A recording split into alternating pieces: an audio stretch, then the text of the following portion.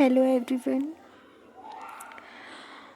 हम शुरुआत से सोचते हैं कि जब हम हाई स्कूल में या इंटरमीडिएट में होते हैं तो हमारे सपने इतने बड़े होते हैं कि हमारे डॉक्टर्स, इंजीनियर्स और साइंटिस्ट से नीचे हमारे सपने उतरते ही नहीं हैं। हम इतने ईगोइस्टिक होते हैं 12th क्लास में, specially who take science background. हम सोचते हैं कि हमें तो आईआईटी से इंजीनियरिंग ही करनी है, हमें तो एम्स से डॉक्टर ही बनना है, एमबीबीएस ही करनी है, या फिर हमें तो इसरो में जाके साइंटिस्ट ही बनना है। उससे नीचे तो हमारे सपने होते ही नहीं हैं। बट धीरे धीरे धीरे धीरे करके असलियत जब हम ग्रेजुएशन में जाते हैं, जब हमारा कहीं भी एडमिशन नहीं हो पाता है और हम सीधे बीए बीएससी में जाते हैं, तब हमें पता चलता है कि हमारे जितने सपने बड़े थे, हम असलियत में वो एक ब्रैग्स से ज़्यादा कुछ भी नहीं था। फिर भी थोड़े बहुत हमारे अंदर हीन भावनाएं आती हैं कि हमने ऐसा नहीं किया, हम वहाँ एडमिशन नहीं ले पाए।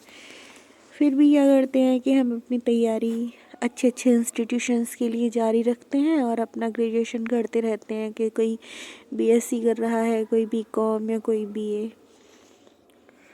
या हमारा दूसरे साल में भी नहीं हो पाता है, हमारी उधर ग्रेजुएशन की सेकेंड ईयर आ जाती है। फिर भी इसी आस में कि हाँ, इस बार हमारा एमबीबीएस में हो जाएगा, इस बार हमारा आईआईटी बीटेक में हो जाएगा, ऐसे सोचते रहते हैं। उधर हमारा ग्रेजुएशन कंप्लीट हो जाता है उधर, बट हमारा अच्छे इंस्टीट्यूशन में हमारा सिलेक्शन नहीं हो पाता। फिर असलियत आती है सामने की, हमारे जितने सपने बड़े थे वो तो ऐसे ही थे, डींगे मारने के लिए थे।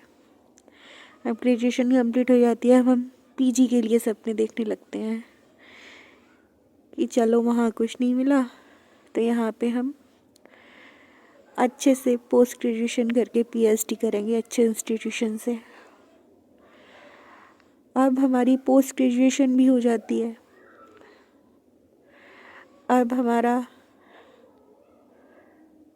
पीएचडी का टाइम आता है। तो पीएचडी वगैरह तो छोड़ दो, पीएचडी तक नहीं पहुंच पाते। सिचुएशंस ऐसी हो जाती हैं कि हमें नौकरी चाहिए। जो हम 12th में थे, जब हमारा पैशन था, वो हमारा ग्रेजुएशन में आके नहीं रहता, और जो हमारा ग्रेजुएशन में पैशन था वो पीजी पोस्ट ग्रेजुएशन तक आते आते बिल्कुल डल हो जाता है, और जब पोस्ट ग्रेजुएशन में था वो बिल्कुल नल हो जाता है पोस्ट ग्रेजुएशन के बाद। फिर हम सोचते हैं हम करें क्या, क्योंकि पोस्ट ग्रेजुएशन के बाद अगर आपको अच्छी टीचिंग की जॉब चाहिए तो वो तो आपको पीएचडी करनी पड़ेगी। A good and prestigious job के लिए तो आपको पीएचडी करनी ही पड़ेगी, अदरवाइज। तो फिर हमें असली एहसास होता है, सच्चाई हमारे सामने आती है कि हम कर क्या रहे थे। हमारे जो सपने हैं तब टूटते हैं, हम तब से सपने में ही जीते आते हैं कि हम ये करेंगे, हम वो करेंगे। अब हम नौकरी की तैयारी शुरू कर देते हैं कि चलो यहाँ नहीं तो यहाँ से ही, कोई बैंकिंग के लिए, कोई किसी के लिए, कोई किसी के लिए, कोई यूपीएससी के लिए, ये सब अपना अपना क्षेत्र चुन लेते हैं। अब हम एक ऐसे दलदल में प्रवेश करने जा रहे होते हैं। हम शुरुआत में तो लगता है कि भाई अब तो हम 6 महीने में ही बैंकर बन जाएंगे, 1 साल में आईएएस बन जाएंगे, 1 साल में आईपीएस बन जाएंगे, आईआरएस बन जाएंगे, आईएफएस बन जाएंगे, हम ये इंस्पेक्टर बन जाएंगे, वो फलाना ठिकाना। ये हम, क्योंकि हमें असलियत सरकारी नौकरी के क्षेत्रों की असलियत पता नहीं होती है कि असलियत में वहाँ हम किस दलदल की तरफ जा रहे होते हैं।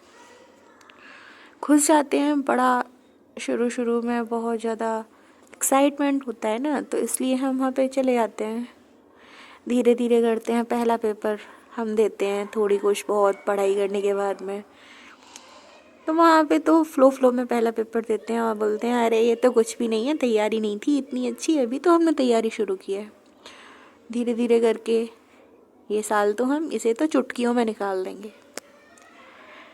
अब भाई जब दूसरा पेपर आता है, जब तक तो हमारी तैयारी अच्छी हो चुकी होती है, बट जब दूसरा पेपर आता है तो उसमें जब हमारा प्रीलिम्स भी नहीं होता है और हमें लगता है कि ये हुआ क्या, तब हमें पता चलता है कि जितना आसान हम सोच रहे थे उतना आसान चीज़ें थी भी नहीं। अब पर क्या है, अब फिर सोचते हैं चलो 1 साल है, अगली साल तक हो जाएगा, इतना भी कठिन नहीं था। ऐसे ही सोचते सोचते साल दर साल निकलती जाती हैं और कुछ भी नहीं हो पाता। अब हम ऐसे दलदल में फंस चुके होते हैं कि जहाँ से निकलना बड़ा ही मुश्किल हो जाता है। ऐसे लगता है कि हम अपनी मंजिल के एक तरफ तो लगता है हम अपनी मंजिल के पास जाते जा रहे हैं, और एक साइड हमको सच्चाई पता भी होती है कि यहाँ पे हमारा कुछ होना नहीं है। फिर भी बढ़ते जाते हैं और एक दिन हम अपना जीवन उस तरीके से बर्बाद कर लेते हैं। ना ही हमारे पास नौकरी होती है, ना ही हमारे पास समय होता है, और जो हमारा सबसे कीमती समय था ना, गोल्डन टाइम जो था, उसे हम किताबों में प्रिपरेशन में निकाल चुके होते हैं। जो हमारा 21-22 से लेके 28-29 तक का टाइम होता है, हम उस टाइम को यूं ही प्रिपरेशन में, ना किसी का फंक्शन अटेंड करते हैं, ना कोई प्रोग्राम ओकेज़न कुछ भी अटेंड न करते हुए हम ऐसे ही अपने टाइम को निकाल देते हैं। और जब हमारी एज ख़त्म हो जाती है प्रिपरेशन के लिए, जब हमें लगता है भाई अब तो हमारे पास कुछ भी नहीं है, तब हमें एहसास होता है कि काश हमें दूसरे फील्ड में भी ट्राई करना चाहिए था, काश हमें प्राइवेट सेक्टर में भी जाना चाहिए था, काश हमें अपनी स्किल्स पे भी काम करना चाहिए था। बट फिर तो बहुत देर हो चुकी होती है। अगर सच माने तो अगर किसी पर्टिकुलर एग्ज़ाम की प्रिपरेशन ना करके अगर हमने अपने इस स्किल पे ध्यान दिया होता तो हम उस जॉब से भी बेटर कर सकते थे। बट ये हम उस टाइम नहीं सोचते जिस टाइम हम बहुत ज़्यादा घमंड में होते हैं नौकरी के, कि अच्छा, जब तैयारी कोई भी एस्पायरेंट प्रिपरेशन करना शुरू करता है तो उसे ये नहीं लगता है कि वो प्रिपरेशन कर रहा है, उसे लगता है कि मैं वो बन गया हूँ। तो उस घमंड में हम अपना सारा का सारा टाइम निकाल देते हैं, पर हमारे हाथ कुछ भी नहीं लगता है। फिर ये उस समय एहसास होता है जब आपके पास ना आपकी एज होती है, ना आपके पास टैलेंट होता है, ना आपके पास टाइम होता है, कुछ भी नहीं होता है। फिर सिर्फ पछतावा ही पछतावा रह जाता है। और ये बहुत सारे लोगों की, बहुत सारे एस्पायरेंट्स की कहानी होगी। जो भी मुझे सुन रहा है वो इस कहानी से खुद को जोड़ पाएगा, मेरी यही आशा है।